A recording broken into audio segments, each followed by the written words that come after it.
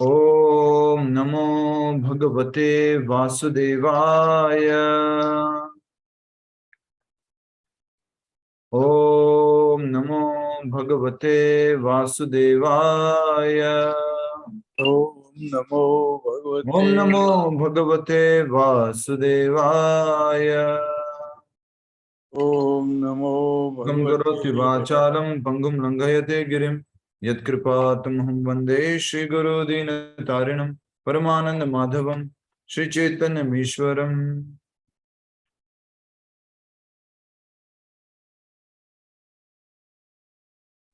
हरे कृष्ण। सभी का स्वागत है। आइए हम समझते हैं। सबसे पहले इस अध्याय 4 का नाम क्या है और उसके सेक्शन कौन कौन से हैं। तो अध्याय 4 इसका नाम है दिव्य ज्ञान, ट्रांसेंडेंटल नॉलेज। और इस अध्याय का संस्कृत में नाम क्या है, कौन बताएंगे? ज्ञान योग। जी, ज्ञान कर्म संन्यास योगः। ज्ञान योग। ठीक है, तो ज्ञान योग नाम है इसका, कर्म संन्यास योग नाम नहीं है इसका। इसका नाम है ज्ञान योग। ठीक है, चौथे अध्याय का नाम। और इसमें सेक्शन आप समझ लीजिए। पहला सेक्शन है श्लोक संख्या 1 से लेकर के 10 तक। और उस पहले सेक्शन में उसका टाइटल है भगवान कृष्ण का ज्ञान। भगवान कृष्ण का ज्ञान, अंग्रेजी में नॉलेज ऑफ कृष्णा। दूसरा सेक्शन है श्लोक संख्या 11 से 15। इसका टाइटल है भगवान कृष्ण सबको संतुष्ट करते हैं। भगवान कृष्ण सबको संतुष्ट करते हैं, अंग्रेजी में कृष्णा सेटिस्फाइज एवरीवन। आशा गुप्ता माता जी, मधु माता जी, माइक म्यूट कर लीजिए। श्लोक संख्या 16 से 18, तीसरा सेक्शन। श्लोक संख्या 16 से 18।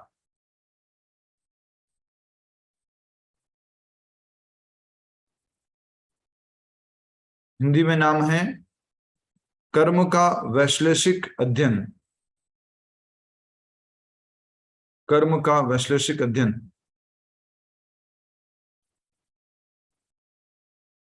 अंग्रेजी में एनालिसिस ऑफ कर्मा।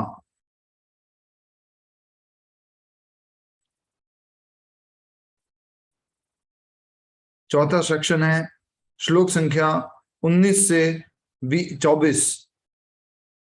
श्लोक संख्या 19 से 24।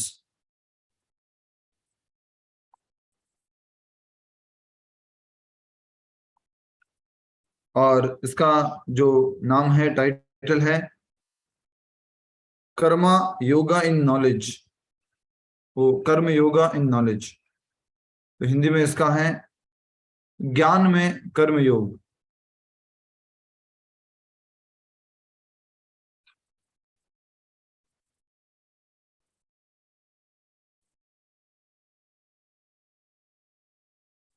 इसका टाइटल बोलेंगे कर्मा इन नॉलेज, कर्म योगा इन नॉलेज, तो इसको कहेंगे कर्म yoga in knowledge.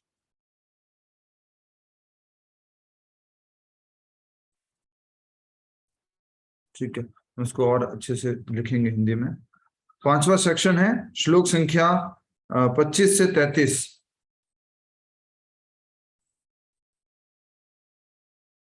Sacrifice of knowledge, ज्ञान यज्ञ। हिंदी में ज्ञान यज्ञ, सैक्रिफाइस ऑफ नॉलेज, ज्ञान यज्ञ। और अंतिम सेक्शन है श्लोक संख्या 34 से 42 या 42, जो भी आप बोलते हैं।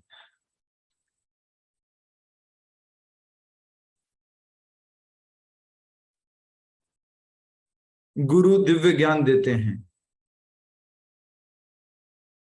गुरु दिव्य ज्ञान देते हैं, और अंग्रेजी में गुरु गिव्स ट्रांसेंडेंटल नॉलेज। गुरु गिव ट्रांसेंडेंटल नॉलेज। ठीक है, हो गया पहला सेक्शन 1 से 10, दूसरा 11 से 15, तीसरा 16 से 18, चौथा 19 से 24 और पांचवा 25 से 33 और छठा जो है 34 से 42-42 श्लोक तक अध्याय 4 में। ठीक है, हरे बोल, हरे कृष्णा। आगे बढ़े, शुरू करें। सबके टाइटल आपने लिख ही लिए होंगे, अच्छे से समझ रहे हैं आप सभी लोग, ऐसी हम आशा करते हैं। और सबसे मेरा हाथ जोड़ के निवेदन है, वीडियो ऑन करके बैठिए, अच्छे से श्रवण कीजिए। वीडियो ऑन करके बैठेंगे तो आपका खुद का अटेंशन ज्यादा रहेगा और आप अच्छे से समझ पाएंगे जो वार्तालाप होगा यहाँ पे, जो चर्चा होगी। हरे हरे कृष्ण। कृष्ण प्रभु जी, हरे कृष्णा प्रभु जी। पहला दूसरा रह गया मेरा। हाँ माता जी, पहला दूसरा रह गया, आप लेट आए हैं। हाँ प्रभु जी, 2 मिनट लेट हो गई जी, पहला 1 से 10, दूसरा 11 से 15। नाम है भगवान कृष्ण का ज्ञान, और दूसरा जो है कृष्ण भगवान सबकी इच्छाओं को पूर्ति करते हैं। ठीक है। हरे कृष्ण। अध्याय का प्रभु जी दिव्य ज्ञान ना। जी माता जी, लिखा हुआ है ना, हाँ। पहले अध्याय के शुरुआत में लिखा हुआ दिव्य ज्ञान। हम्म। अध्याय का नाम है दिव्य ज्ञान, अध्याय 4। ठीक है। तो अब हम पहला सेक्शन कर रहे हैं और उसका नाम है कृष्ण का ज्ञान। और इस पहले सेक्शन का जो श्लोक संख्या है 1 से लेकर 10 तक है। हरे कृष्णा, हरि बोल, श्रील प्रभुपाद की जय, ग्रंथराज श्रीमद् भगवद गीता की जय। पहला श्लोक, श्री भगवान वाचा, भगवान श्री कृष्ण ने कहा है ये पहला श्लोक, और भगवान अर्जुन को बताएंगे क्या बता रहे हैं। देखिए, भगवान श्री कृष्ण ने कहा, मैंने इस अमर योग विद्या का उपदेश सूर्यदेव विवस्वान को दिया, और विवस्वान ने मनुष्यों के पिता मनु को उपदेश दिया, और मनु ने इसका उपदेश इक्ष्वाकु को दिया। तो सबसे पहले भगवान श्री कृष्ण कह रहे हैं, मैंने इस ज्ञान को किसको दिया। सबसे पहले विवस्वान, विवस्वान को दिया। विवस्वान कौन है? सूर्य। सूर्य को, विवस्वान को ये ज्ञान दिया भगवान ने। फिर भगवान ने सूर्य को जब ज्ञान दिया तो सूर्य ने अपने बेटे इस ज्ञान को किसको दिया? मनु को। मनु को किसने दिया? राजा इक्ष्वाकु को। और उसी परंपरा में भगवान श्री राम जी भी आते हैं, इक्ष्वाकु परंपरा में या सूर्य परंपरा में। तो इस प्रकार भगवान श्री कृष्ण ने इस ज्ञान को सूर्य देव को दिया, सूर्य देव ने मनु को, मनु ने इक्ष्वाकु को। ये परंपरा में ज्ञान आ रहा है। और इस ज्ञान को क्या कहा गया है? अमर योग विद्या। क्या क्या कहा है? मैंने इस अमर योग विद्या का उपदेश सूर्य देव को दिया सर्वप्रथम। तो इसको क्या कहा गया है? अमर योग विद्या। ऐसी योग विद्या जो कभी समाप्त नहीं होती है, हमेशा रहती है, जन्म जन्मांतर तक रहती है, इसको अमर योग विद्या कहा गया है। और इस तात्पर्य में प्रभुपाद जी बहुत अच्छे से बताते हैं कि 4 युग क्या होते हैं और भगवान श्री कृष्ण किस प्रकार से एक होकर के फिर बाद में वो अपना बहुत विस्तार करते हैं। सूर्य आदि क्या होते हैं, तात्पर्य में बहुत अच्छे से समझाया, जिनको हम अपने पहले की क्लासेस में अच्छे से समझ चुके हैं। श्लोक संख्या 2, वेरी इंपॉर्टेंट श्लोक। क्यों हमें भगवद गीता यथारूप पढ़नी चाहिए, क्यों हमें Bhagavad Gita as it is ही पढ़नी चाहिए, वो इस श्लोक में कहा गया है। ये श्लोक याद भी रखना है आपको। एवं परंपरा प्राप्तम इमराज ऋषियो विदुः स कालेन माता योगो नश्य परंतपः। तो कहा जा रहा है, इस प्रकार यह परम विज्ञान गुरु परंपरा द्वारा प्राप्त किया गया और राज ऋषियों ने इसी विधि से इसे समझा, किंतु काल क्रम में यह परंपरा छिन्न हो गई, अतः यह विज्ञान यथा रूप में लुप्त हो गया लगता है। इसको क्या कहा गया है? विज्ञान। एक होता है ज्ञान और एक होता है विज्ञान। ज्ञान मतलब थ्योरेटिकल नॉलेज, विज्ञान मतलब प्रैक्टिकल नॉलेज, जिसको जीवन में अप्लाई कर सकते हैं। तो भगवान कृष्ण कह रहे हैं कि जो प्रैक्टिकल नॉलेज है, ये परम ज्ञान जो है, दिव्य ज्ञान जो है, जो ये गुरु परंपरा से प्राप्त होता है।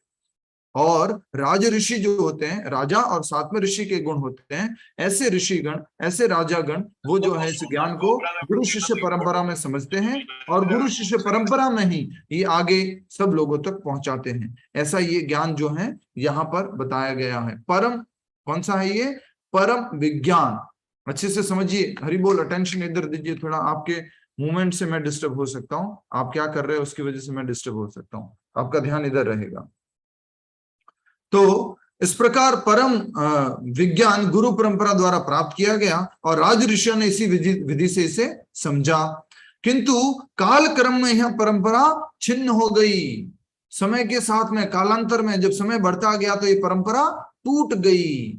कौन बोल रहे हैं? भगवान कृष्ण स्वयं बोल रहे हैं। ये जो ज्ञान आ रहा था पीढ़ी दर पीढ़ी, इसलिए कहा जाता है, भगवान श्री कृष्ण पहले ही कह रहे हैं कि अगर आप अपनी एक पीढ़ी को ये ज्ञान नहीं दोगे तो आगे आने वाली पीढ़ियों में ये ज्ञान नहीं रहेगा, परंपरा नहीं रहेगी, संस्कार नहीं रहेंगे, पूरी तरह से सारा ज्ञान नष्ट हो जाएगा। अतः यह विज्ञान यथारूप में लुप्त हो गया लगता है, ऐसा लग रहा है ज्ञान खत्म हो गया। अब भगवान क्या कह रहे हैं, बहुत इंपॉर्टेंट श्लोक है ये, भगवत गीता का ज्ञान मैं किसको दे रहा हूं और क्यों अर्जुन को दे रहा हूं, उसका कारण बता रहे भगवान। ठीक है, ये भी श्लोक याद रख सकते हैं। स एवायम मया तेद्यः योग प्रोक्तः पुरातनः भक्तोऽसि मे सखा चेति रहस्यम है एतत्तमम्। यस, आज मेरे द्वारा वही यह प्राचीन योग यानी परमेश्वर के साथ अपने संबंध का विज्ञान, योग की परिभाषा दी गई यहाँ पर। योग अर्थात भगवान श्री कृष्ण के साथ हमारा जो संबंध है, उसका जो ज्ञान है, विज्ञान है, उसको क्या कहा गया है, योग। योग का मतलब क्या होता है, जल्दी से बताओ, बता के तुरंत माइक म्यूट कर देना। योग का अर्थ सब साधारण अर्थ बताइए। जोड़ना। योग का मतलब जोड़ना, जो हमारे को भगवान से जोड़ता है, ऐसा ज्ञान, ऐसा विज्ञान, ऐसा कर्म, ऐसे कार्य जो हमारे को भगवान से जोड़ते हैं, उसको क्या कहा जाता है, योग कहा जाता है। ठीक है, वेरी नाइस। तो भगवान कह रहे हैं कि मैं तुम्हें क्यों कह रहा हूं ये ज्ञान, आगे पढ़िए क्या लिखा है मेरे साथ साथ। तुमसे कहा जा रहा है क्योंकि तुम मेरे भक्त तथा मित्र हो, अतः तुम इस विज्ञान के दिव्य रहस्य को समझ सकते हो। मैं ये ज्ञान तुमसे कह रहा हूं, क्यों, क्योंकि तुम मेरे मित्र भी हो और भक्त भी हो, इस कारण से कह रहा हूं। भक्तोऽसि में सखा चेति। और कौन सा ज्ञान है ये, रहस्य। क्या बोला ये, रहस्य, पूरा रहस्यम है एतत्तमम्। ये जो रहस्यमय ज्ञान है मैं तुम्हें दे रहा हूं। और रहस्यमय ज्ञान किसको दे रहे भगवान, अपने सखा या भक्त अर्जुन को दे रहे हैं। बहुत इंपॉर्टेंट इस बात को समझना। और इसके लिए हमने हस्बैंड वाइफ और वो इशारों की भाषा वाला जो एग्जाम्पल आपको दिया हुआ है कि इशारे, अगर पति को इशारा करता है पत्नी को, घर पे किसी भी प्रकार का कोई गेस्ट आता है और गेस्ट भले ही बहुत बड़ा इशारा में पीएचडी हासिल किया हुआ हो, वो इशारा किसको समझ में आएगा, पत्नी को अधिक समझ में आएगा। क्यों, क्योंकि वो उनसे कई वर्षों से जुड़े हुए हैं। ठीक है, उसी प्रकार से भगवान जो भगवत गीता का ज्ञान दे रहा है वो किसको समझ में आएगा, उनके शुद्ध भक्तों को समझ में आएगा। भले कोई संस्कृत का बहुत बड़ा स्कॉलर हो, उसको समझ में नहीं आएगा। तो ये रहस्य कौन समझ सकता है, ओनली भगवान का भक्त या उनका मित्र। ठीक है, हरि बोल, हरे कृष्णा। श्लोक संख्या 4। अब अर्जुन इतनी देर आराम से सुन रहे थे, अब अर्जुन के मन में प्रश्न उठ गया, भैया जी बात बताओ, मेरे दोस्त हो ना आप, ठीक है ना, तो मैं एक प्रश्न पूछता हूँ आपसे, बताइए। आपने खुद ने बोला है कि तू मेरा मित्र है और दोस्त है और तू मेरा सखा है, और मेरा प्रश्न सुनो आप। टेक्निकल प्रश्न पूछूंगा, पूरा रैशनल माइंड वाला, ऐसे ही कि मुझे कुछ भी सुनाते रहोगे, नहीं। तो ऐसे करके अब जो है प्रश्न पूछ रहे हैं। क्या प्रश्न है देखिए, कह रहे हैं अर्जुन वाचा परम भवतो जन्म परम जन्म विवस्वतः कथम एतद्विजानीयाम त्वमादौ प्रोक्तवान इति। अनुवाद पढ़िए मेरे साथ। अर्जुन ने कहा, सूर्यदेव विवस्वान, आपसे पहले हो चुके हैं, ज्येष्ठ हैं, तो फिर मैं कैसे समझूं, प्रारंभ में ही आपने उन्हें इस विद्या का उपदेश दिया। आप तो भी इस द्वापर युग में आए हो, मेरे साथ में खेले पले बड़े हुए हो, और आप कह रहे हो कि आपने इस ज्ञान का उपदेश किसको दे दिया था, सूर्यदेव को दे दिया था। और सूर्यदेव तो सतयुग से पहले से भी है, और सतयुग तो बहुत बड़ा होता है, तो आपने कैसे सूर्यदेव को ये ज्ञान दे दिया। ऐसे ही मुझे कुछ भी सुना दोगे, हाँ बताओ कृष्णा बताओ। ऐसे करके अर्जुन ये प्रश्न पूछ रहे हैं भगवान श्री कृष्ण से। और पहले इस बात को अच्छे से समझना होगा कि अर्जुन ने बहुत विनम्रता पूर्वक ये प्रश्न पूछा है कि मैं कैसे समझूं, हे केशव, हे गोविंद, मैं कैसे समझूं कि आपने इस ज्ञान को दिया है। ठीक है,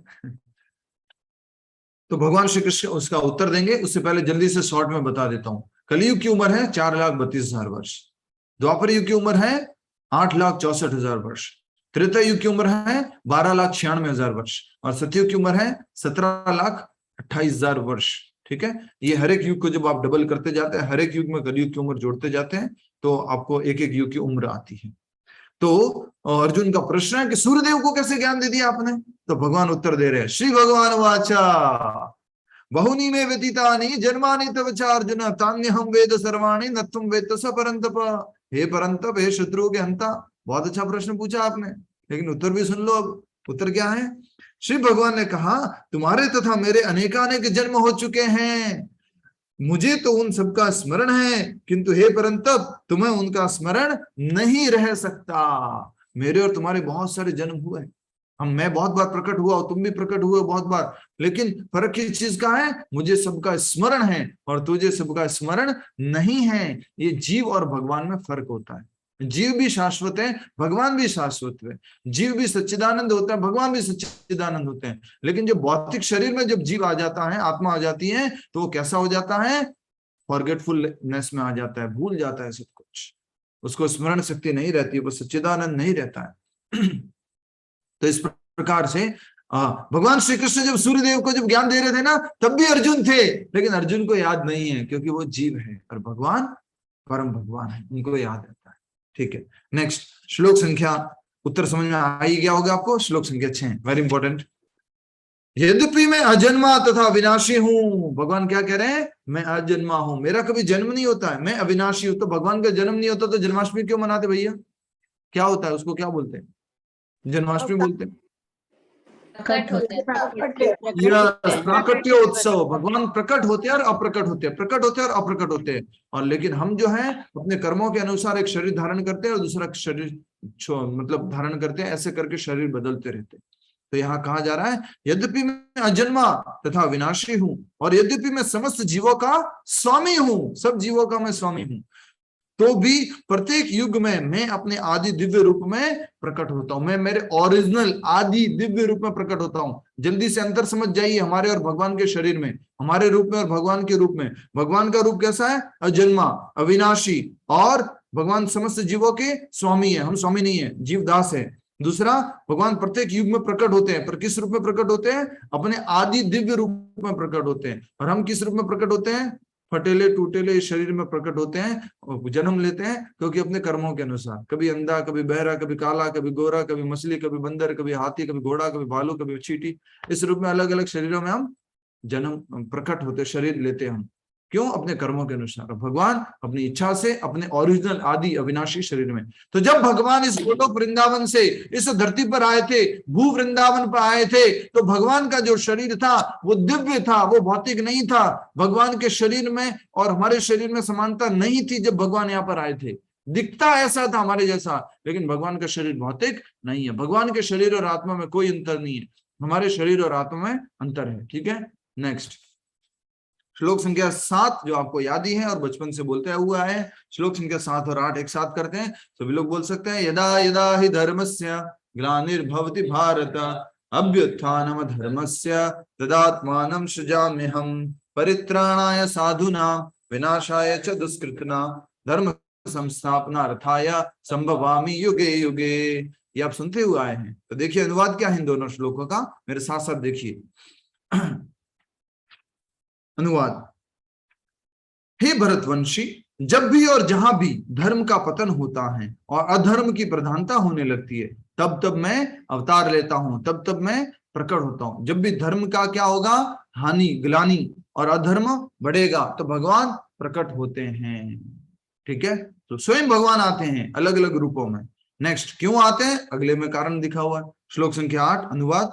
भक्तों का उद्धार करने, दुष्टों का विनाश करने तथा धर्म की फिर से स्थापना करने के लिए मैं हर युग में प्रकट होता हूं। 3 कारण, भक्तों का उद्धार करने, दुष्टों का विनाश करने और धर्म की पुनः स्थापना करने के लिए भगवान जो है प्रकट होते हैं। कब कब प्रकट होते हैं? हर एक युग में, अलग अलग युगों में भगवान प्रकट होते हैं। ठीक है, तो भगवान क्यों प्रकट होते हैं? भक्तों की रक्षा करने के लिए, दुष्टों का विनाश करने के लिए और धर्म की पुनर्संस्थापना स्थापना करने के लिए। ठीक है, ये हमने समझ लिया भगवान के आने के कारण। अच्छा, भगवान के आने जाने से हमें क्या फायदा होगा भैया? भगवान प्रकट होंगे, भगवान जाएंगे, या साधुओं को रक्षा करेंगे, हम सबको ये सब सुनने से क्या फायदा होगा? श्लोक संख्या 9 समझिए क्या होता है, ये भी श्लोक याद करने जैसा है। जन्म कर्म च मे दिव्यम एवं यो वेति तत्वतः त्यक्त्वा देहं पुनर्जन्म न एति मामेति सो अर्जुना। याद आ गया ना? न एति मामेति सो अर्जुना। क्या होता है? अच्छे से समझिए। अनुवाद। हे अर्जुन, जो मेरे आविर्भाव तथा कर्मों की दिव्य प्रकृति को जानता है, वह इस शरीर को छोड़ने पर इस भौतिक संसार में पुनः जन्म नहीं लेता, अपितु मेरे सनातन धाम को प्राप्त होता है। जो भगवान श्री कृष्ण के जन्म और कर्म जो कि दिव्य है, हमारे जन्म और कर्म दिव्य नहीं है, हमारे जन्म और कर्म कैसे हैं? भौतिक है। तो भगवान श्री कृष्ण के जन्म और कर्म दिव्य हैं, उनको कोई तत्वतः में सही रूप से अगर कोई जानने का प्रयास करेगा तो क्या होगा? पुनर्जन्म न इति, इशारा करो फास्ट, पुनर्जन्म न इति माम इति सो अर्जुना। क्या होगा? वो भगवान के धाम जाएगा, भगवान के पास जाएगा। माम इति सो अर्जुना, अर्जुन वो मेरे पास आएगा। जन्म पुनर्जन्म नहीं होगा। किसका? आत्मा जो है कोई भौतिक शरीर नहीं लेगी और भगवान के धाम जाएगी। ठीक है, श्लोक संख्या 10। क्या होगा? भगवान की लीला समझ ली, सब कुछ समझ लिया, और उससे क्या क्या हो सकता है और अंडरस्टैंडिंग कैसे बन सकती है, तो बता रहे हैं आसक्ति, भय तथा क्रोध से मुक्त होकर, मुझ में पूर्णतया तन्मय होकर और मेरी शरण में आकर बहुत से व्यक्ति भूतकाल में मेरे ज्ञान से पवित्र हो चुके हैं। इस प्रकार से उन सबों ने मेरे प्रति दिव्य प्रेम को प्राप्त किया है। हरि बोल। तो भगवान का प्रेम प्राप्त करना है मतलब क्या करना? भगवान के जन्म और कर्म की जो लीला है उनको समझना, उस ज्ञान को जीवन में उतारना। उससे क्या होगा? भगवान के प्रति जो प्रेम है वो उत्पन्न होगा। पूरा का पूरा अनुवाद फिर से पढ़िए, अब समझ में आ जाएगा आपको। आसक्ति, भय तथा क्रोध से मुक्त होकर, इन तीनों चीजों से मुक्त होकर, मुझ में पूर्णतया तन्मय होकर, भगवान में अपने मन को पूरी तरह से स्थित करके, और मेरी शरण में आकर, भगवान की शरण में जा करके बहुत से व्यक्ति भूतकाल में पहले मेरे ज्ञान से पवित्र हो चुके हैं। तो भगवान के ज्ञान से हम क्या होंगे? पवित्र होंगे, पूरी तरह से प्योरीफाई हो जाएंगे। भौतिक ज्ञान से क्या होंगे? अपवित्र होंगे। भगवान के ज्ञान से पवित्र होंगे, और सुनेंगे और पवित्र होंगे, और सुनेंगे और पवित्र होंगे। लेकिन अगर भौतिक ज्ञान सुनेंगे तो अपवित्र होते जाएंगे। हम इस प्रकार से उन सबों ने मेरे प्रति दिव्य प्रेम को प्राप्त किया, पवित्र हुए, और पवित्र होने से वापस क्या प्राप्त कर लिया? अपना दिव्य प्रेम भगवान के प्रति। तो हम सब लोग भी श्रवण करके पवित्र हो सकते हैं और भगवान के प्रति अपने दिव्य प्रेम को पुनः जगा सकते हैं। ठीक है, हरि बोल। सेक्शन नंबर 2 दूसरा सेक्शन है, और ये सेक्शन जो है, पहला सेक्शन खत्म हो गया श्लोक संख्या 1 से 10, और दूसरा सेक्शन जो है वो श्लोक संख्या 11 से 15 है। ठीक है, 11 से 15, और 11 से 15 में उसका जो टाइटल है वो है कृष्णा सेटिस्फाइज एवरीवन, भगवान कृष्ण सबको संतुष्ट करते हैं। ठीक है, सेक्शन नंबर 2, हरि बोल। अब भगवान क्या कह रहे हैं कि कोई व्यक्ति कैसे, मैं किसके साथ कैसे संतुष्ट करता हूं, मैं कैसे संतुष्ट करता हूं एक एक व्यक्ति को। भगवान बता रहे, ये यथा माम प्रपद्यन्ते ताम सदैव भजाम्यहम् मम वर्तमान वर्तन्ते मनुष्या पार्था सर्वशः। अनुवाद पढ़िए सभी लोग मेरे साथ साथ। जिस भाव से सारे लोग मेरी शरण ग्रहण करते हैं उसी के अनुरूप मैं उन्हें फल देता हूं। जैसे आप समर्पण करोगे भगवान वैसे ही आपको फल देंगे। हे पार्थ, प्रत्येक व्यक्ति सभी प्रकार से मेरे पथ का अनुगमन करता है, सभी प्रकार से हर एक व्यक्ति मेरे ही मार्ग का अनुगमन करता है, मेरे ही मार्ग को पालन करता है। जिस भी प्रकार से हर एक व्यक्ति कृष्ण को ही ढूंढ रहा है। क्यों? क्योंकि हर एक व्यक्ति क्या ढूंढ रहा है? खुशी ढूंढ रहा है, शांति ढूंढ रहा है, और वो किस में मिलेगी? कृष्ण में मिलेगी। इसलिए कह रहे हैं कि हर एक व्यक्ति जो है मेरे ही पाथ का अनुगमन करता है। भले कोई माया के पीछे पड़ा हुआ है, वो भी कृष्ण को ही ढूंढ रहा है, लेकिन वो सोच रहा है ये माया कृष्ण है, इससे खुशी मिलने वाली है। ठीक है, हरे कृष्ण। श्लोक संख्या 12। इस संसार में मनुष्य सकाम कर्मों में सिद्धि चाहते हैं, फलस्वरूप देवताओं की पूजा करते हैं। निसंदेह संसार में मनुष्यों को सकाम कर्म का फल शीघ्र प्राप्त होता है। लोगों को क्या चाहिए? भोग चाहिए, एंजॉयमेंट चाहिए, खुशी चाहिए, और उसके लिए उनको क्या चाहिए? फल चाहिए, पैसा चाहिए, धन संपत्ति चाहिए। उसके लिए वो क्या करते हैं? वो क्या करते हैं? देवताओं की पूजा करते हैं। और देवताओं की पूजा करने से क्या होता है? कहते हैं निसंदेह संसार में मनुष्यों को सकाम कर्म का फल शीघ्र प्राप्त होता है। तो ये देवता लोग उनकी इच्छाओं को पूरा करते जाते हैं, जल्दी जल्दी पूरा कर देते हैं देवता लोग। तो भगवान श्री कृष्ण स्वयं कह रहे कि इस संसार में मनुष्य सकाम कर्मों में सिद्धि चाहते हैं, जल्दी से फल चाहते हैं। सिद्धि मतलब फल मिलना सकाम कर्मों का। तो उसके लिए वो किसके शरण में जाते हैं? देवताओं की शरण, उनकी पूजा करते हैं, और मनुष्यों को सकाम कर्म का फल जल्दी मिलता है। तो भगवान क्या करते हैं जी? देखिए श्लोक संख्या 13 भगवान क्या बताते हैं। अब किस प्रकार से भगवान ने इस संसार की रचना की है और किस प्रकार के अलग अलग प्रकार के लोग बनाए हैं 3 गुणों के अनुसार। ठीक है, श्लोक संख्या 13। इस श्लोक में उस प्रश्न का उत्तर है कि इस जगत में ब्राह्मण क्षत्रिय वैश्य शूद्र किसने बनाया। अब इस जगत में ब्रह्मचारी ग्रस्त वानप्रस्थ और संन्यास किसने बनाया, वो इस श्लोक में उत्तर है। सभी लोग देखेंगे, अनुवाद पढ़िए और ये श्लोक याद भी कर सकते हैं। प्रकृति के तीनों गुणों और उनसे संबद्ध कर्म के अनुसार। प्रकृति के 3 गुण कौन से हो गए? सत्वगुण, रजोगुण, तमोगुण। और उनसे संबद्ध कर्म के अनुसार उस गुणों में स्थित होकर व्यक्ति जैसे कर्म करता है, जैसा कर्म करेगा, सात्विक, राजसिक, तामसिक। मेरे द्वारा मानव समाज के 4 भाग रचे गए। सभी लोग इशारा कीजिए, कितने भाग रचे गए? 4। मानव समाज के 4 भाग, इशारा कीजिए सभी लोग। यस, कौन कौन से है वो?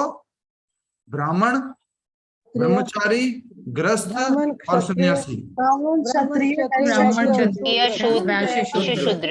यस, ब्राह्मण, क्षत्रिय, वैश्य और शूद्र। भगवान कह रहे मैंने ये 4 भाग रचे। फिर क्या हुआ? यद्यपि मैं इस व्यवस्था का सृष्टा हूं, मैंने इसको बनाया है, 4 भाग मैंने किए हैं, किंतु हम यह जान लें कि तुम यह जान लो कि मैं इतने भर भी अव्यय करता हूं, मैं कुछ करने वाला नहीं हूं। मैंने भले इनको बनाया है, समाज के 4 भाग मैंने किए, न तो मैं इस समाज के 4 भागों के अंडर में आता हूं, न ही मैं कुछ करने वाला हूं, फिर भी मैं अकर्ता के जैसे रहता हूं। अव्यय अकर्ता, भगवान श्री कृष्ण कह रहे। ठीक है, हरि बोल। श्लोक संख्या 14।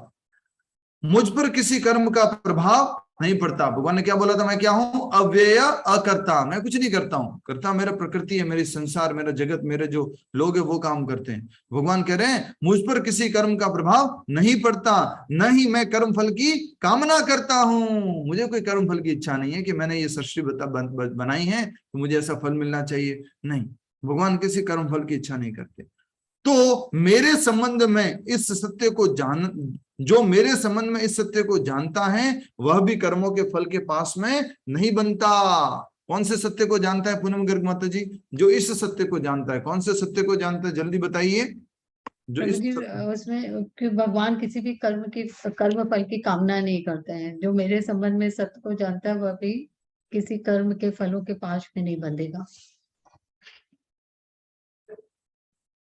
अव्यय अविनाशी।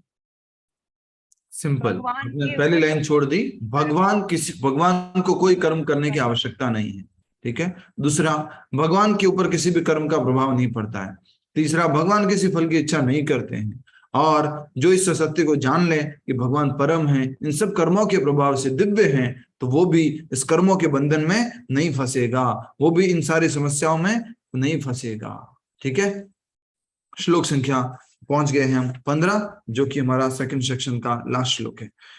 प्राचीन काल में समस्त मुक्त आत्माओं ने मेरी दिव्य प्रकृति को जान करके ही कर्म किया, अतः तुम्हें चाहिए कि उनके पद चिन्हों का अनुसरण करते हुए अपने कर्तव्य का पालन करो। अब भगवान सिखा रहे हैं कि तुम्हें अपने जो दिव्य लोग हैं, प्राचीन काल में जो मुक्त आत्माएं हैं, उन्होंने भगवान की दिव्य प्रकृति को जाना और उसके अनुसार ही कर्म किया, और इस प्रकार से उनके पद चिन्हों का अनुसरण करो। एक होता है अनुसरण और एक क्या होता है? अनुकरण। तो भगवान क्या करें? अनुसरण करो, अनुकरण नहीं करना। अनुकरण क्या होता है? जैसे यहाँ पे लिखा है पद चिन्हों का या उनके बताए गए मार्ग का अनुसरण करो। अनुकरण क्या हुआ? हाँ, यहाँ पैर रखा था, यहाँ पे पैर रखा था, यहाँ पैर रखा था, यहाँ पैर रखा था, यहाँ पैर रखा था, उसको अनुकरण कहते हैं। हमें क्या करना है? अनुसरण करना है। उनके द्वारा बताई गई बातों को, उनके द्वारा बताई गई को जीवन में उतारना है। ठीक है, ये बता दिया है। तो अगर हम भी चाहते हैं मुक्त होना, तो पहले जो बड़े बड़े वैष्णव भक्त लोग हैं उनको हमें समझना है, उनके द्वारा बताए गए ज्ञान का जीवन में पालन करना है। ठीक है। श्लोक संख्या 16, सेक्शन नंबर 3, और उसका टाइटल क्या है? जल्दी बता दो। श्लोक संख्या 3 उनका वैश्लेषिक अध्ययन, कर्म का डिटेल स्टडी। ठीक है। तो ये होता है श्लोक संख्या 16 से 18, 3 ही श्लोक है, समझते हैं आराम से। क्या कहा जा रहा है कि किम कर्म किम कर्मेति कव्यो पितृ मोहिताः तत्ते कर्म प्रवक्ष्यामि ज्ञात्वा मोक्षस्य अवश्यवात्। कर्म क्या है और अकर्म क्या है, इसे निश्चित करने में बुद्धिमान व्यक्ति भी मोहग्रस्त हो जाते हैं। अतएव मैं तुमको बताऊंगा कि कर्म क्या है, जिसे जानकर तुम सारे अशुभ से मुक्त हो सकोगे। तो बड़े बड़े विद्वान लोग भी कर्म क्या है अकर्म क्या है इसको नहीं समझ पाते, और इस कारण से वो मोहग्रस्त हो जाते हैं। मोहग्रस्त होना मतलब आसक्त हो जाते हैं, परिवार, समाज, देश, अपने कर्मों से, कर्म के फलों से आसक्त हो जाते हैं। और अब मैं तुमको बताऊंगा कि कर्म क्या होता है, वास्तविक कर्म क्या है, और उसको जानने के बाद तुम क्या हो जाओगे? सारे अशुभों से, सारे तुम पापों से मुक्त हो जाओगे। ठीक है। श्लोक संख्या 17, भगवान क्या कहते हैं देखते हैं। कर्म की बारीकियों को समझना अत्यंत कठिन है, very difficult to understand the intricacies of the karma. तो कहा जा रहा है कि कर्म की बारीकियों को समझना बहुत कठिन है, अतः मनुष्य को चाहिए कि वह ठीक से जाने कि कर्म क्या है, विकर्म क्या है और अकर्म क्या है। तो तीन चीजें यहाँ भगवान बोल रहे हैं। कर्म की बारीकियों को जानना बहुत मुश्किल है, कर्म क्या अकर्म क्या है, क्या सही है क्या गलत है। तो भगवान कह रहे हैं क्या बहुत डिफिकल्ट है इसको डिस्क्रिमिनेट करना, उसमें भेद करना, कर्म क्या है, अकर्म क्या है और विकर्म क्या है। तो जल्दी से समझ लीजिए, फास्ट एंड फास्ट फास्ट, सही वो। कर्म क्या है, जो भगवान के द्वारा आदेश दिए गए हैं, जो वेदों में शास्त्रों में बताए गए हैं, वो कर्म है। विकर्म क्या है, जो वेदों में शास्त्रों में भगवान के द्वारा नहीं बताए गए, वो विकर्म है और उसे पाप का फल मिलता है, कर्म से पुण्य मिलता है। और अकर्म क्या है, ऐसे कर्म जो भगवान की प्रसन्नता के लिए किए जाते हैं, जो भगवान से जोड़कर किए जाते हैं, जिनका कोई भौतिक फल नहीं आता, उनको अकर्म कहते हैं। ठीक है, श्लोक संख्या हमारा आ जाता है अभी 18, श्लोक संख्या 18 लास्ट श्लोक है इस सेक्शन का। जो मनुष्य कर्म में अकर्म और अकर्म में कर्म देखता है, वह सभी मनुष्यों में बुद्धिमान है और सब प्रकार के कर्मों में प्रवृत्त रहकर भी दिव्य स्थिति में रहता है। अब बुद्धिमान व्यक्ति कौन है, तो बताया जा रहा है, कर्म का डिटेल स्टडी में ये बोला जा रहा है। बुद्धिमान व्यक्ति कौन है, जो अकर्म में कर्म देखता है, जो मनुष्य कर्म में अकर्म और अकर्म में कर्म देखता है, वह सभी मनुष्यों में बुद्धिमान है। क्या मतलब हुआ कर्म में अकर्म देखना और अकर्म में कर्म देखना, क्या मतलब है इसका, क्या अर्थ हुआ इसका, कर्म में अकर्म और अकर्म में कर्म, क्या मतलब है, जल्दी बताइए। बुरे में अच्छा ही देख। भगवान के प्रति कार्य करता है और उसी में अपना कर्म समझता है। प्रभु जी सारे कर्म को कृष्ण से कर्म भगवान के प्रति करते हैं, कृष्ण से संबंधित करता यस है। ऋषि गुप्ता माता जी, यस ऋषि माता जी बोलो। प्रभु जी मुझे तो बिल्कुल समझ नहीं आया है कर्म में कर्म में कर्म आपसे नहीं बिल्कुल पूछ रहा हूँ, रोशनी माता जी से पूछ। यस प्रभु जी नहीं समझ में आया है। बोलो माता जी, रोशनी माता जी। प्रभु जी मुझे रोशनी रोशनी रोशनी नॉट रश्मि। यस, बुरे कर्म में भी अच्छे कर्म देखता है। नहीं पढ़ा चुका हूं ना, कौन बताएगा, लिखवाया था अच्छे से, डिटेल में लिखवाया। हाँ, विकर्म मतलब जो शास्त्रों में नहीं दिए, सकर्म मतलब जो शास्त्रों मैं में पूछ ही नहीं रहा हूँ, ये पूछ ही नहीं रहा हूँ, जो कर्म में अकर्म देखता और अकर्म में कर्म देखता है, ये पूछ रहा हूँ। यदि भगवान करते हैं। हरे कृष्णा, समय के इंटरेस्ट में हम यहीं पे आप प्रभु लोग जी समझ आ माइक गया म्यूट है। कर लीजिए, धन्यवाद। मैंने नोट्स बनाए थे ना, आप सभी लोगों ने लिखा है, सब डिटेल में लिखा है, पूरा क्लास में पढ़ाया है, नोट्स में देखना चाहिए था, वेरी इंपॉर्टेंट है, अच्छे से समझ लीजिए। कर्म में अकर्म देखने से क्या मतलब है, मैं समझा रहा हूं, अभी समझ लीजिए, ध्यान दे दीजिए। कर्म में अकर्म देखना मतलब कोई व्यक्ति बहुत सारा भौतिक कार्य कर रहे हैं, जैसे अभी मैं फैक्ट्री में आया हूँ, बहुत लोग काम कर रहे हैं, यहाँ पर ये गारमेंट एक्सपोर्ट की फैक्ट्री है, बहुत सारे लोग आए हुए, बहुत सारे लोग काम कर रहे हैं, पर एक बुद्धिमान व्यक्ति उसमें क्या देखता है, अकर्म देखता है। मतलब क्या है इसका, वो देखते कोई भी भगवान से संबंधित कार्य नहीं कर रहा है, इसका मतलब वो क्या कर रहे हैं, अकर्म। क्लियर हो गया। अब क्या है, अकर्म में कर्म देखना है। एक व्यक्ति क्या दिखता है, कुछ काम नहीं कर रहा है, एकदम से पूरा ध्यान करके बैठ रहा है पूरा, या फिर ओनली माला जप कर रहा है, उसमें क्या देखना, कर्म देखना, यही कर्म कर रहा है, ये वास्तविक कर्म कर रहा है।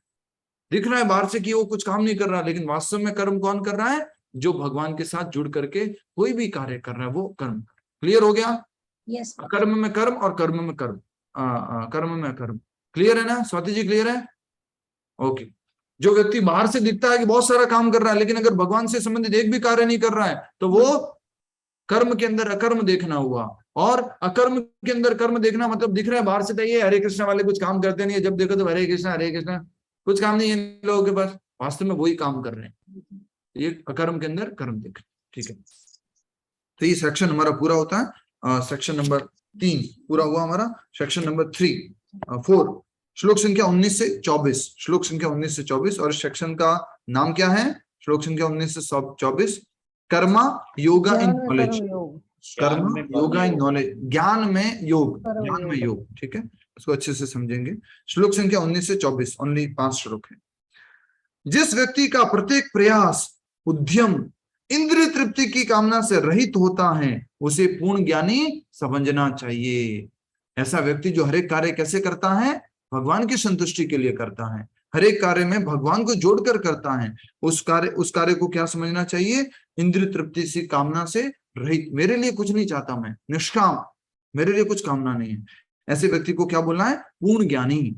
उसे ही साधु पुरुष ऐसा करता कहते हैं जिसने पूर्ण ज्ञान की अग्नि में कर्म फलों को भस्मसात कर दिया है। पूर्ण ज्ञान की अग्नि में कर्मों को भस्मसात कर दिया, जला दिया है, अर्थात अपने सारे कर्म फलों को उस ज्ञान में जला दिया है। अब उसको कोई भी कर्म फल नहीं लगेगा। क्यों? क्योंकि वो कर्म किससे जोड़कर कर रहा है? भगवान से जोड़कर कर रहा है। क्लियर है?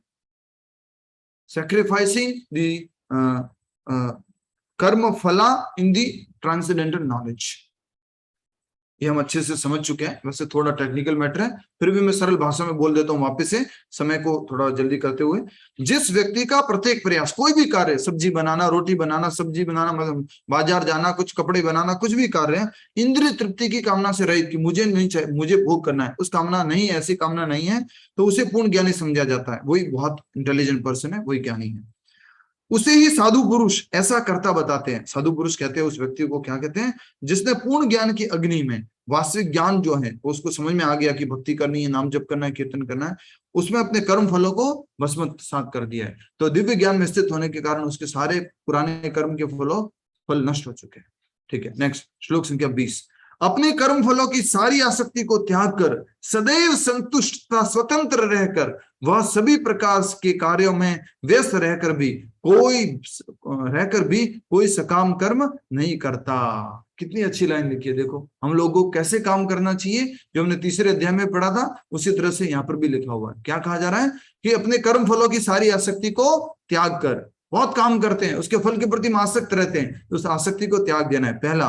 दूसरा, सदैव संतुष्ट रहना है, हमेशा क्या रहना है? संतुष्ट रहो, सुखी रहो, संतुष्ट रहो, सुखी रहो। बोलो बोलो, जल्दी बोलो, संतुष्ट रहो और सुखी रहो, संतुष्ट रहना। दूसरा, स्वतंत्र रहकर, अर्थात कि किसी कर्म बंधन में नहीं फंसकर, वह सभी प्रकार के कार्यों में व्यस्त रहकर भी, काम तो कर रहा है, सब्जी लेने जा रहा है, मार्केट जा रहा है, ऑफिस जा रहा है, काम कर रहा है, पैसा कमा रहा है, लेकिन वो सारे कार्यों की आसक्ति, कर्म फल से आसक्ति नहीं है, सारे कर्मों को भगवान से जोड़कर कर रहा है और संतुष्ट रहता है। वो सारे कार्यों में व्यस्त रहकर भी कोई भी सकाम कर्म नहीं करता, ऐसा कर्म नहीं करता जिसके फल उसको भोगने की इच्छा है। ठीक है, नेक्स्ट श्लोक संख्या 21।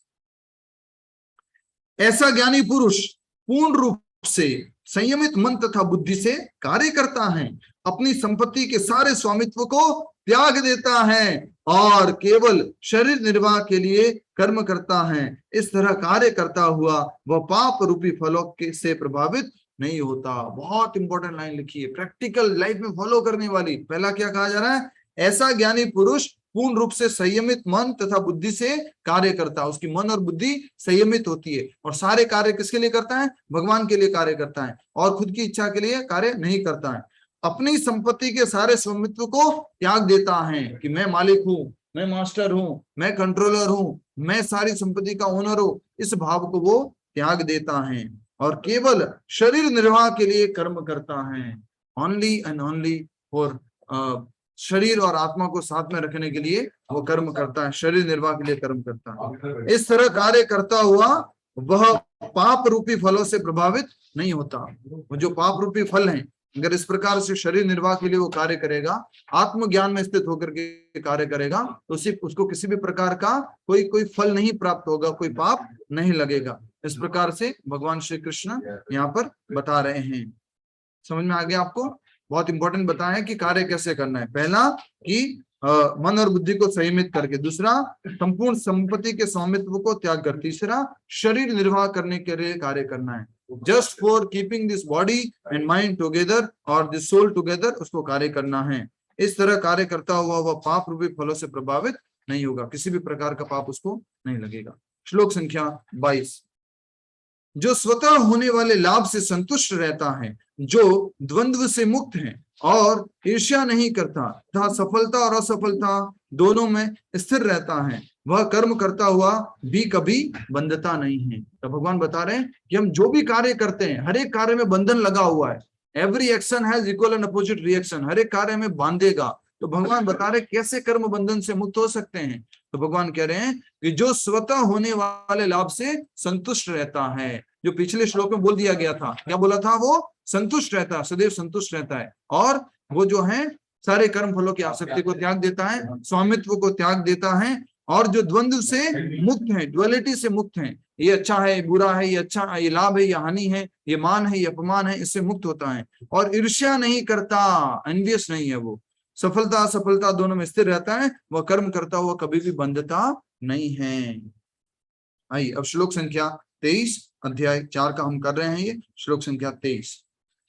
जो पुरुष प्रकृति के गुणों के प्रति अनासक्त हैं और जो दिव्य ज्ञान में पूर्णतया स्थित हैं, उसके सारे कर्म ब्रह्म में लीन हो जाते हैं। तो कहा जा रहा है कि अगर व्यक्ति अपने कर्मों के फलों से आसक्त नहीं है और प्रकृति के गुणों के प्रति अनासक्त है, अर्थात सत्वगुण, रजोगुण, तमोगुण में आसक्त नहीं है, और जो दिव्य ज्ञान में पूर्णतया स्थित है, पूरी तरह से दिव्य ज्ञान में स्थित है। दिव्य ज्ञान क्या है? मैं आत्मा हूँ, भगवान का अंश हूँ, और मेरा कर्तव्य है भगवान की सेवा करना। मैं इन तीनों गुणों के प्रभाव में नहीं हूँ, मैं दिव्य हूँ और मुझे इन तीनों गुणों के प्रभाव से मुक्त होना है। तो इस प्रकार से जब भगवान ये बता रहे हैं, तो इस ज्ञान में स्थित व्यक्ति जो है उसके सारे कर्म ब्रह्म में लीन हो जाते हैं, मतलब कि उसके कर्म का फल कोई नहीं आता है, किसी भी प्रकार का कोई भौतिक फल नहीं आता है।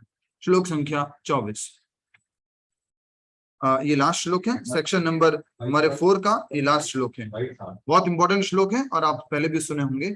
ब्रह्मार्पणम ब्रह्मर्वेद ब्रह्मा गणो ब्रह्मणाहुतम ब्रह्मैव तेन गंतव्यम ब्रह्म कर्मा समाधिनः।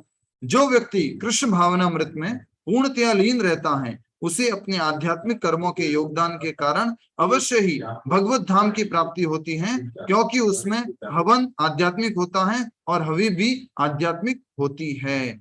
बता रहे हैं कि उसको हर एक कार्य भगवान श्री कृष्ण की प्रसन्नता के लिए करना है, पूर्ण कृष्ण भावनामृत में स्थित होकर के करना है। और पूर्ण कृष्ण भावनामृत में स्थित मतलब क्या है? हर एक जो कार्य कर रहा है वो कार्य करना, कार्य में जो वस्तु उपयोग हो रही है, कार्य का जो फल आ रहा है, वो सब क्या है? आध्यात्मिक है, वो सब भगवान का अंश है। समझ में आ गया आपको? भूमि रापो नलो वायु मनो बुद्धि रे बच्चा। तो भगवान श्री कृष्ण क्या कह रहे हैं कि सभी जो भी कर्म का फल है वो जो है भगवान को अर्पण करते हैं। और बहुत इंपॉर्टेंट बात बताई जा रही है कि जो व्यक्ति कृष्ण भावनामृत में पूर्णतया लीन रहता है, उसने आध्यात्मिक कार्यों में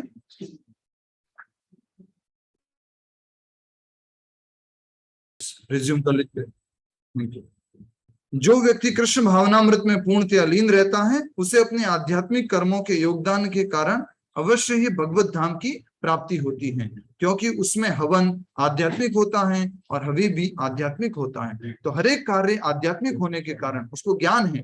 हर एक कार्य को किससे जोड़कर करता है? बोलिए, याद आ गया आपको एग्जाम्पल? मसाले खरीदना, कुछ सब्जी लेके आना, ऑफिस जाना, हर एक कार्य को कृष्ण से जोड़कर करता है। इसलिए सब कार्य भी कृष्ण आध्यात्मिक है और कार्य का फल भी आध्यात्मिक है, और वो भगवान से जोड़कर करता है, इसलिए वो भगवान के धाम जाता। अवश्य ही भगवत धाम की प्राप्ति होती है, पक्का ही भगवत धाम जाएगा अगर कोई कृष्ण भावनामृत में कार्य करेगा।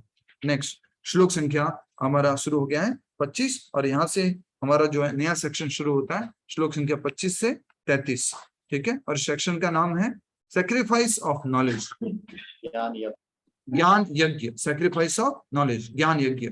और 2 ही सेक्शन बचे हैं हमारा, एक ये श्लोक संख्या 25 से 33 और फिर 34 से 42। कृपया करके ये हमारे साथ साथ में समझिए। श्लोक संख्या 25।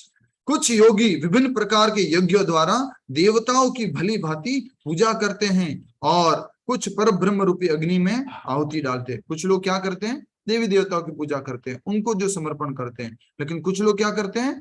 पर ब्रह्म अर्थात भगवान श्री कृष्ण को अर्पण करते हैं। ये दोनों में फर्क बताया। कोई देवी देवताओं की सेवा करते हैं जो परम भगवान श्री कृष्ण है, कुछ लोग उनकी सेवा करते हैं। तो ये दोनों में अंतर बताए हैं। अब ये आहुति डाल रहे हैं, किसकी आहुति डाल रहे हैं? तो वो बोल रहे हैं पर ब्रह्म रूपी अग्नि में वो आहुति डालते हैं। किसकी आहुति डालती है? बोलिए, किसकी आहुति डालते हैं? चाहे वो धन की हो सकती है, चाहे वो वस्तुओं की हो सकती है, कोई भी जो भगवान से जोड़कर कार्य करते हैं इसमें।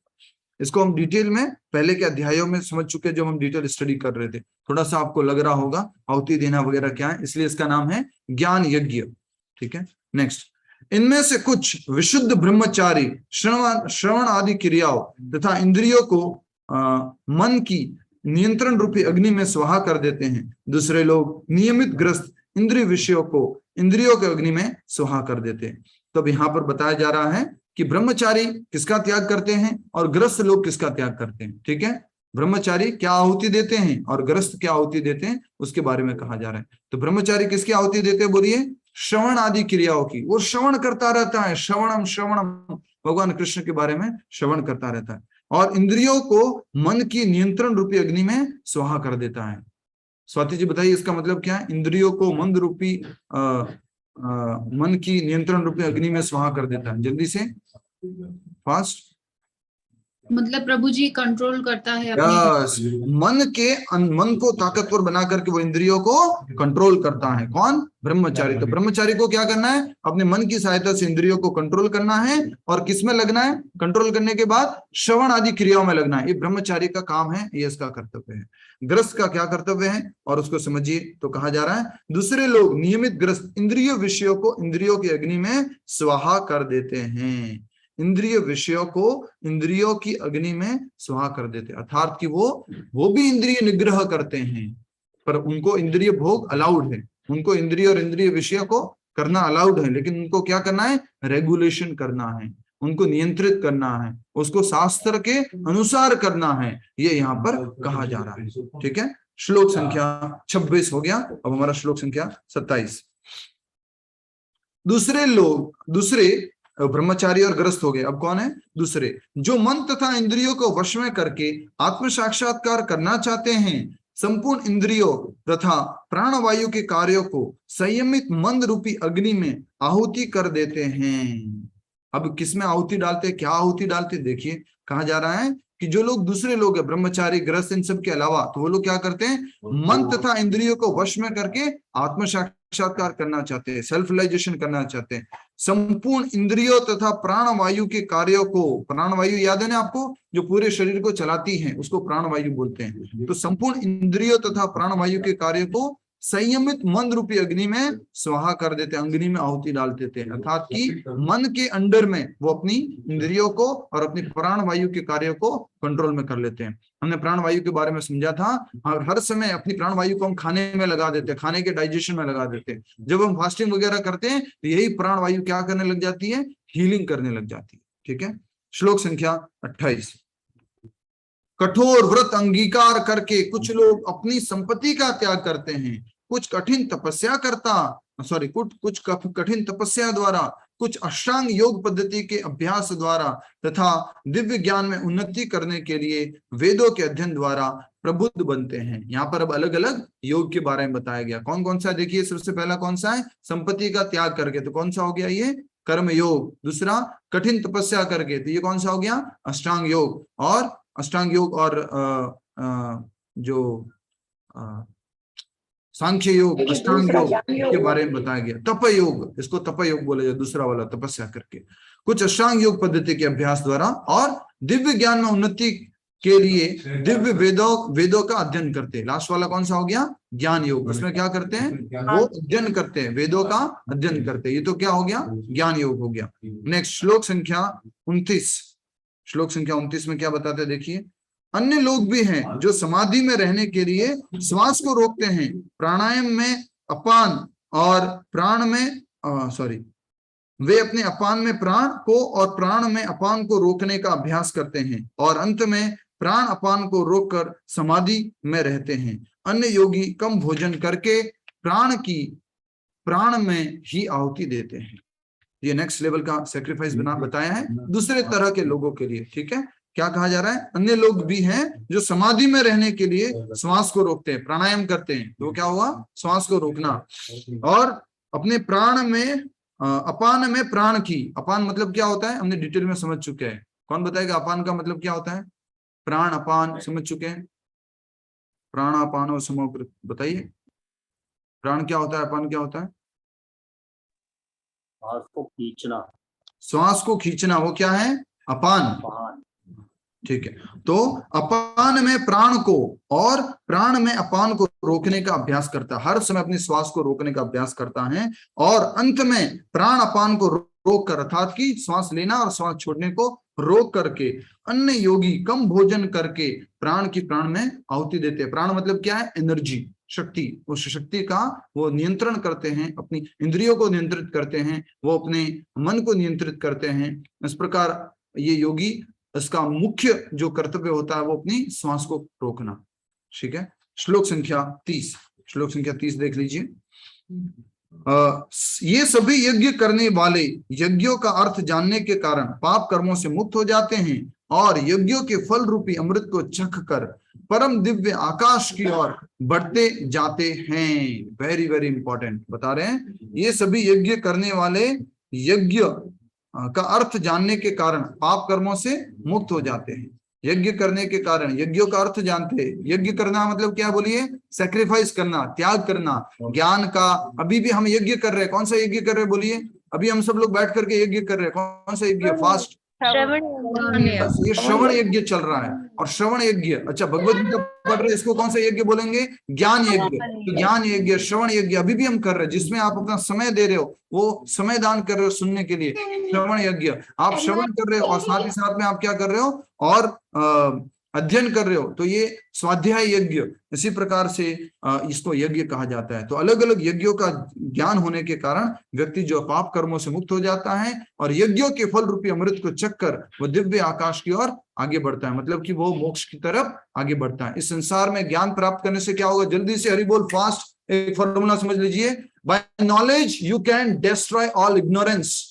Just by knowledge you can destroy all ignorance. ज्ञान से आप अज्ञान को खत्म करेंगे। और सारे पाप हम क्यों करते हैं? अज्ञान के कारण, अज्ञानता के कारण हम पाप करते हैं। तो जब अज्ञान खत्म हो जाएगा तो ज्ञान में स्थित हो जाएंगे, और ज्ञान में स्थित होंगे तो हम पाप नहीं करेंगे। और ये भगवान कहते हैं कि जब व्यक्ति पाप से मुक्त हो जाएगा तो धीरे धीरे वो मोक्ष की तरफ आगे बढ़ता जाएगा।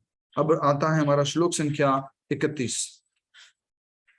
हे कुरुश्रेष्ठ, अर्जुन को भगवान श्री कृष्ण कह रहे हैं, जब यज्ञ के बिना मनुष्य इस लोक में या इस जीवन में ही सुखपूर्वक नहीं रह सकता तो फिर अगले जन्म में कैसे रह सकता है? इस बात को हमेशा याद रखिएगा। विदाउट सैक्रिफाइस इस जीवन में भी हम खुशी नहीं रह सकते, संतुष्ट नहीं रह सकते हैं। अगले जीवन की बात तो क्या करें? इसी जीवन में भी अगर खुश रहना है तो हमें क्या करना होगा? सैक्रिफाइस करना होगा। जैसे पैसे कमाने, तो पैसे कमाने के लिए व्यक्ति को सैक्रिफाइस करना पड़ता है। क्या सैक्रिफाइस करना पड़ता है? मे बी फैमिली लाइफ, परिवार और घर के साथ में रहता था, उसको दूर रहने जाना पड़ता है, या फिर सुबह 9 से लेकर के रात को 6 बजे तक 7 बजे तक तो मेहनत करना पड़ता है। उस प्रकार से उसको सैक्रिफाइस करना पड़ता है, अपने ज्ञान को इन्वेस्ट करना पड़ता है, अपने टैलेंट को इन्वेस्ट करना पड़ता है। तो इसलिए कहा जा रहा है कि यज्ञ के बिना मनुष्य इस लोक में, भौतिक जगत में भी रहने के लिए यज्ञ करना पड़ता है, सैक्रिफाइस करना पड़ता है, त्याग करना पड़ता है। या इस जीवन में सुखपूर्वक नहीं रह सकता तो फिर अगले जीवन में कैसे रह सकता है? अगले जीवन में कैसे रह सकेगा? ये भगवान श्री कृष्ण यहाँ पर कह रहे हैं। ठीक है, नेक्स्ट। तो हमें सैक्रिफाइस तो करना पड़ेगा, भौतिक सुख भी प्राप्त करना है, उसके लिए भी सैक्रिफाइस करने पड़ेगा। तो क्यों ना ये सैक्रिफाइस, क्यों ना ये त्याग, क्यों ना हमारा समय हम भगवान की भक्ति में लगाए। यहाँ पर एक इंपॉर्टेंट हमारे को लॉजिक समझ में आता है। अगर पैसा कमाने के लिए, धन संपत्ति कमाने के लिए हमें बहुत ज्यादा मेहनत करना पड़ रहा है, सैक्रिफाइस करना पड़ रहा है, टाइम का, मनी का, इंटेलिजेंस का और अटेंशन का, टैलेंट का, तो क्यों ना इन सब का उपयोग भगवान की सेवा में किया जाए? क्यों ना कुछ something very very superior, sublime हासिल करने के लिए किया जाए? And that is moksha, that is liberation, that is the cycle, the breaking the cycle of birth and death. So हमें बुद्धिमान होना होगा और अपना समय, अपनी एनर्जी, अपना टाइम, अपना पैसे का इन्वेस्टमेंट सही जगह करना होगा। That is the best devotee who does the investment of his time and energy for the service of the Lord. ठीक है, नेक्स्ट श्लोक संख्या 32। ये विभिन्न प्रकार के यज्ञ वेद सम्मत हैं और ये सभी विभिन्न प्रकार के कर्मों से उत्पन्न हैं। इन्हें इस रूप में जानने पर तुम मुक्त हो सकोगे। तो ये सारे वेद, ये यज्ञ किसमें बताए गए हैं? श्रवण यज्ञ, ज्ञान यज्ञ, स्वाध्याय यज्ञ, ब्रह्मचारी का यज्ञ, सन्यासी का यज्ञ, ग्रस्त का यज्ञ, ये सब वेदों में बताए गए। इसलिए ये सारे कैसे हैं? कर्म यज्ञ करने लायक है, और इनको करने से क्या होगा? व्यक्ति मुक्त हो जाएगा। लिबरेशन, हर किसी को मुक्ति चाहिए, किसी को गरीबी से मुक्ति चाहिए, किसी को दुखी होने से मुक्ति चाहिए, शरीर कष्ट दे रहा है उससे मुक्ति चाहिए, सबको मुक्ति चाहिए। लेकिन वास्तव में मुक्ति कब मिलती है? रियल लिबरेशन किसको कहते हैं? जब हम भगवान की भक्ति करते हैं। और कलयुग में खास करके बहुत सरल तरीका बताएं, वो है भगवान का नाम जप करना। हरे नाम हरे नाम हरे नाम एव केवलम कलो नास्ति एव नास्ति एव नास्ति एव गतिरन्यथा। एक सरल सा उपाय है, सरल सा टाइम का इन्वेस्टमेंट एवरी डे इस भगवान के नाम जप में करना सीख लो, समझ लो, तो आराम से हमेशा हमेशा के लिए हम अपनी समस्याओं से, हम अपने भौतिक जगत के बंधन से, अपने प्रॉब्लम से मुक्त हो जाएंगे। श्लोक संख्या 33। हे परंतप द्रव्य यज्ञ से ज्ञान यज्ञ श्रेष्ठ है। अब बता रहे, कंपैरिजन कर रहे हैं कि कौन सा यज्ञ श्रेष्ठ है, कौन सा त्याग बड़ा है। तो कहा जा रहा है द्रव्य यज्ञ से ज्ञान यज्ञ श्रेष्ठ है। जैसे कि पैसे का डोनेशन कर देना या सेक्रीफाइस कर देना, उससे बड़ा क्या है? ज्ञान यज्ञ, नॉलेज। Very important. कई बार हम डोनेशन मांगने जाते हैं किसी किसी संस्था में, बड़े बड़े ऑर्गेनाइजेशन में, तो लोग जल्दी से चेक बना के दे देते, पर उनसे पूछते टाइम दो, थोड़ा भगवत गीता सुनो, भागवतम सुनो। नहीं सर, टाइम नहीं है, वेरी बिजी, हम तो प्रभु जी माफ करो, हम नहीं बैठ पाएंगे आपके पास, बहुत पैसा कमाना है हमें। तो डोनेशन करना फर्स्ट लेवल का यज्ञ है। उससे ऊपर का यज्ञ क्या है? भगवत गीता को समझना, भागवतम को समझना, श्रवण करना, ये जो है नेक्स्ट लेवल का है। नेक्स्ट, हे पार्थ, अंतोद्गत्वा सारे कर्म यज्ञों का अवसान दिव्य ज्ञान में होता है।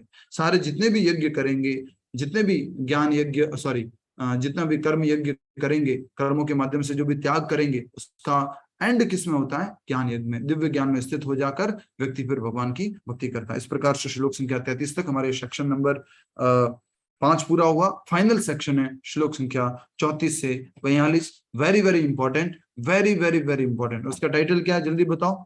श्लोक संख्या, दिव्य ज्ञान देते हैं। गुरु दिव्य ज्ञान देते हैं। गुरु ऐसा ज्ञान देते हैं जिससे कि हम भौतिक बंधन से हमेशा हमेशा के लिए मुक्त हो सकते हैं। तो वेरी इंपॉर्टेंट श्लोक आपको याद करना है। 4 अध्याय 34वां श्लोक, तद्विद्धि प्रणिपातेन परिप्रश्नेन सेवया उपदेक्षन्ति ते ज्ञानम ज्ञानिनः तत्वदर्शिनः।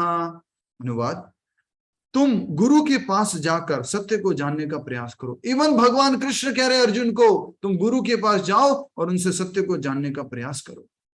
गुरु के पास जाना बहुत आवश्यक है, पर गुरु कौन से होना चाहिए? प्रमाणिक गुरु होना चाहिए, गुरु शिष्य परंपरा में आने चाहिए। तो वो हमें समझना है। इसके ऊपर मैंने जब श्लोक के ऊपर क्लास ली थी तो डिटेल में आपको बताया था गुरु कौन होते हैं। तुम गुरु के पास जाकर सत्य को जानने का प्रयास करो, उनसे विनीत होकर जिज्ञासा करो और उनकी सेवा करो। स्वरूप सिद्ध व्यक्ति तुम्हें ज्ञान प्रदान कर सकते हैं, क्योंकि उन्होंने सत्य का दर्शन किया है। तो वो तुम्हें दिव्य ज्ञान देंगे, वो तुम्हें ट्रुथ, सत्य, दिव्य आध्यात्मिक ज्ञान देंगे। और इस प्रकार से तुम जो है उनकी सेवा करो। तो गुरु के पास जाकर के क्या करना है? गुरु से सत्य जानने का प्रयास करना है। उसके लिए उनको विनित भाव में प्रार्थना करना है, विनम्र भाव में, और उनकी सेवा करनी है। तो वो गुरु क्या करेंगे? हमें दिव्य ज्ञान देंगे। ठीक है, श्लोक संख्या 35। अच्छा, ये दिव्य ज्ञान लेने से क्या होगा? आध्यात्मिक ज्ञान का क्या फायदा होता है? क्यों पढ़े भगवत गीता, क्यों गुरु के पास जाए? उत्तर देखिए श्लोक संख्या 35 में। स्वरूप सिद्ध व्यक्ति से वास्तविक ज्ञान प्राप्त कर चुकने पर तुम पुनः कभी ऐसे मोह को प्राप्त नहीं होगे। कैसा मोह? कि मेरे शरीर हो, ये मेरा परिवार है, मुझे ये अपना कर्म नहीं करना, मुझे अपना कर्तव्य नहीं करना, ये जो है वो, इस मोह को तुम प्राप्त नहीं होगे। तो स्वरूप सिद्ध व्यक्ति से दिव्य ज्ञान प्राप्त करने से क्या हो जाएगा? हमारा सारा मोह नष्ट हो जाएगा, क्योंकि इस ज्ञान के द्वारा तुम देख सकोगे कि सभी जीव परमात्मा के अंश स्वरूप हैं, अर्थात वे सब मेरे हैं। भगवान श्री कृष्ण कह रहे हैं कि सारे जीव मेरे अंश हैं, सारे जीव परमात्मा के अंश हैं। और इस प्रकार से कहा जा रहा है कि तुम देख पाओगे कि हर एक व्यक्ति मेरा अंश है। तो दिव्य ज्ञान के 2 फायदे, जल्दी बताओ, कौन बताएगा? दिव्य ज्ञान के 2 फायदे, फास्ट, हरि बोल। दिव्य ज्ञान के 2 फायदे जल्दी बताओ, समय कम है, चैंटिंग भी टाइम नहीं बचेगा फिर। दिव्य ज्ञान के 2 फायदे, हरे कृष्णा। एक तो भगवान की शरण में जाओगे, नहीं, इससे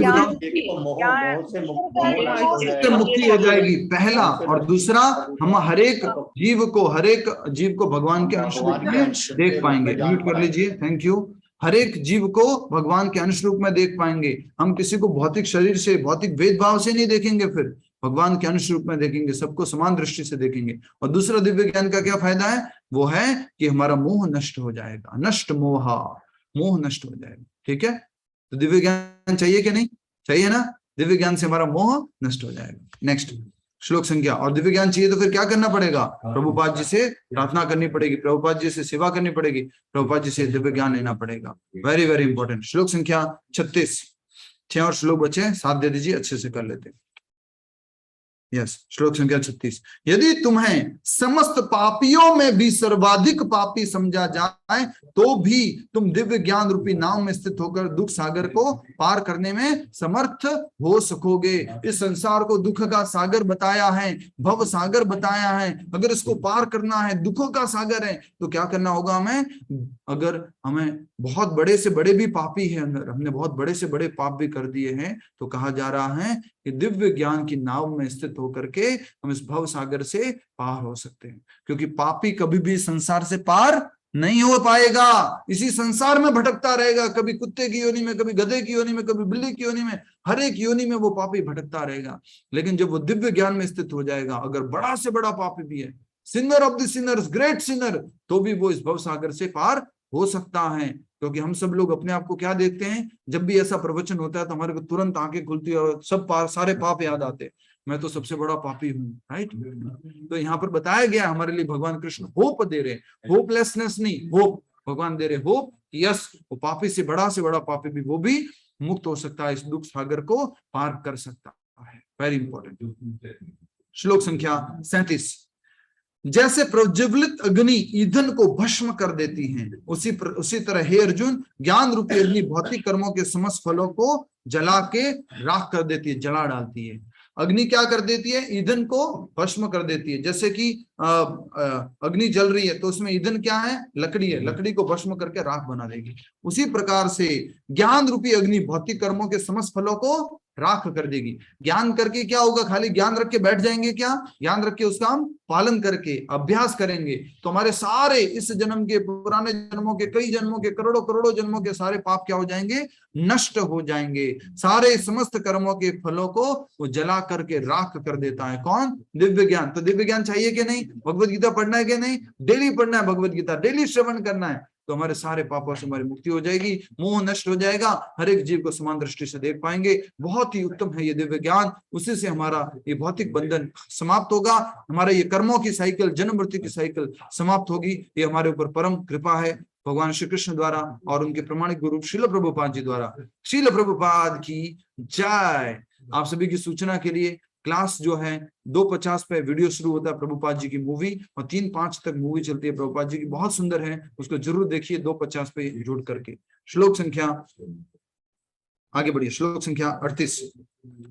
नहीं ज्ञाने सदृशम, देखिए कितना इंपॉर्टेंट है ज्ञान लेना, क्या होता है इस ज्ञान से, वेरी इंपॉर्टेंट। इस संसार में दिव्य ज्ञान के समान कुछ भी उद्धात तथा शुद्ध नहीं है। इस दिव्य ज्ञान के बराबर कोई टॉप मोस्ट नहीं है, उसके कोई मुकाबला नहीं है इस भगवत गीता के ज्ञान के बराबर। ये ज्ञान हो गया मतलब टॉप मोस्ट ज्ञान हो गया, और इसके समान कोई शुद्ध नहीं है।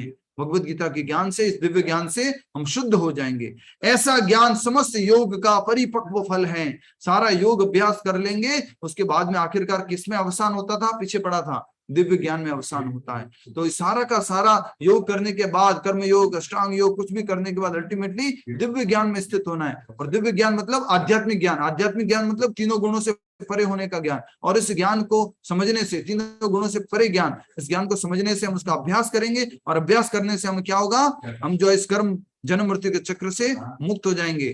क्या कहा जा रहा है? ऐसा ज्ञान समस्त योग का परिपक्व फल है। जो व्यक्ति भक्ति में सिद्ध हो जाता है वह यथा समय अपने अंतर में इस ज्ञान का आस्वादन करता है। जो व्यक्ति सिद्ध हो गया भक्ति में, अर्थात की वो दिव्यता को, प्रेम को प्राप्त कर चुका है, वो हर समय इस दिव्य ज्ञान का क्या करता है? रलिश करता है, इसका आस्वादन करता है, इस दिव्य ज्ञान का जो यहाँ पर बताया जा रहा है। श्लोक संख्या 39, फिर 40, फिर 41 और 42 अध्याय पूरा। श्लोक संख्या 39।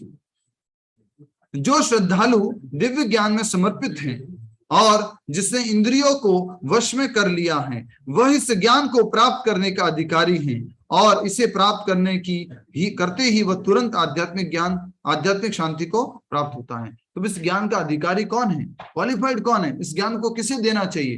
किसको मिलना चाहिए ज्ञान? दिव्य ज्ञान, जिससे व्यक्ति को शांति मिल जाएगी, जिससे व्यक्ति को मोक्ष मिल जाएगा, जिससे वो कर्म बंधन के साइकिल से मुक्त हो जाएगा। तो हु इज क्वालिफाइड पर्सन? कौन है वो?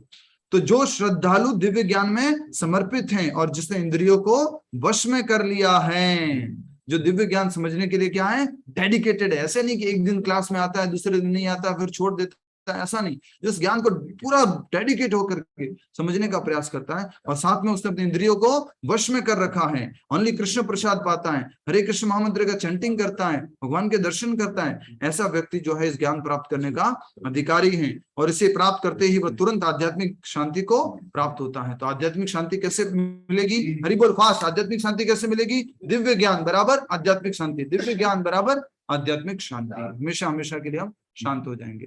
नेक्स्ट श्लोक संख्या 40। किंतु जो अज्ञानी तथा श्रद्धाविहीन व्यक्ति शास्त्रों में संदेह करते हैं वे भगवत भावनामृत नहीं प्राप्त करते, अपितु नीचे गिर जाते हैं। संशय आत्मा के लिए न तो इस लोक में न ही परलोक में कोई सुख है। पहले क्या बोला था? यज्ञ करके ही लोक में भी सुखी रहा जा सकता है और आगे वाले में भी लोक में सुखी रहा जा सकता है। और यहाँ पर क्या कहा जा रहा है? जो संशय आत्मा है, संशय आत्मा कौन बताओ? संशय आत्मा शकुंतला माता जी, संशय आत्मा किसे कहते हैं? जल्दी बताओ फास्ट। संशय आत्मा, शकुंतला माता जी फास्ट। संशय आत्मा किसे कहते हैं? हरे कृष्ण। जो ये कहती है कि हम शरीर है। संशय आत्मा किसे कहते हैं? जो अपने को शरीर मानते हैं। नहीं ओ संशय आत्मा प्रमाणिक जो हमेशा डाउट करता रहता है, हमेशा संशय करता है, जो हमेशा डाउट करता है उसको क्या कहा जाता है? संशय आत्मा। अच्छा, दिव्य ज्ञान से ऐसा होगा क्या? भगवत गीता पढ़ने से ऐसा होगा क्या? क्या भगवत धाम भी होता है क्या? क्या गोलोक वृंदावन धाम होता है क्या? स्वर्ग होता है क्या? नर्क होता है क्या? पाप होता है क्या? पुण्य होता है क्या? हमेशा शंका करता रहता है। जो डाउट करता रहता है वो कभी भी सुखी नहीं रह सकता, न तो इस जीवन में न ही अगले जीवन में। कोई भी रिलेशनशिप भी किसके ऊपर टिकी हुई है? विश्वास के ऊपर टिकी हुई है। पति पत्नी का संबंध, भाई बहन का संबंध, बिजनेस का संबंध किसके ऊपर टिका हुआ है? विश्वास पे। अगर हर समय डाउट करते रहेंगे न, हम कभी भी सुखी नहीं रह सकते। तो वेरी वेरी इंपॉर्टेंट, हमें डाउटिंग पर्सन नहीं बनना है, हमें जो है विश्वास करने वाला। पर विश्वास कब आएगा? जब हमें ज्ञान होगा। इस बात को अच्छे से समझिए, जब दिव्य ज्ञान को प्राप्त करेंगे तब हमें विश्वास होगा। तो कहा जा रहा है जो अज्ञानी तथा श्रद्धाविहीन व्यक्ति शास्त्रों में संदेह करते हैं वे भगवत भावनामृत को प्राप्त नहीं करते, अपितु नीचे कर गिर जाते हैं। जो शास्त्रों में डाउट करेंगे वो स्पिरिचुअल एक्टिविटी नहीं करेंगे, आध्यात्मिक कार्य नहीं करेंगे, तो वो नीचे गिर जाएंगे, वो पाप करेंगे और नीचे गिर जाएंगे। नेक्स्ट, संशय आत्मा के लिए न तो इस श्लोक में न परलोक में कोई सुख है, कोई सुख नहीं है उसके लिए। Very important. तो व्यक्ति को शास्त्रों में कभी भी डाउट नहीं करना चाहिए। संशय आत्मा, भगवान कृष्ण के ज्ञान में कभी भी डाउट नहीं करना चाहिए।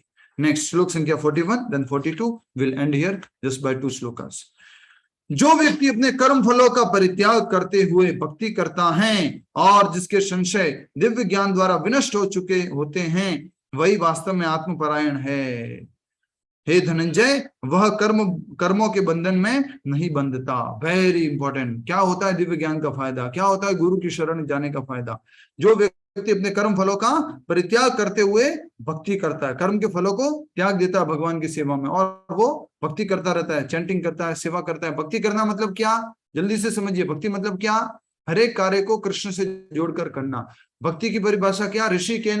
ऋषिकेश सेवनम, हमेशा याद रखेंगे भक्ति की परिभाषा। ऋषिकेश सेवम मतलब कि अपनी इंद्रियों को भगवान की सेवा में लगाना। ये क्या है? भक्ति। अपनी इंद्रियों की तुष्टि के लिए कोशिश नहीं करना, ये क्या है? भक्ति।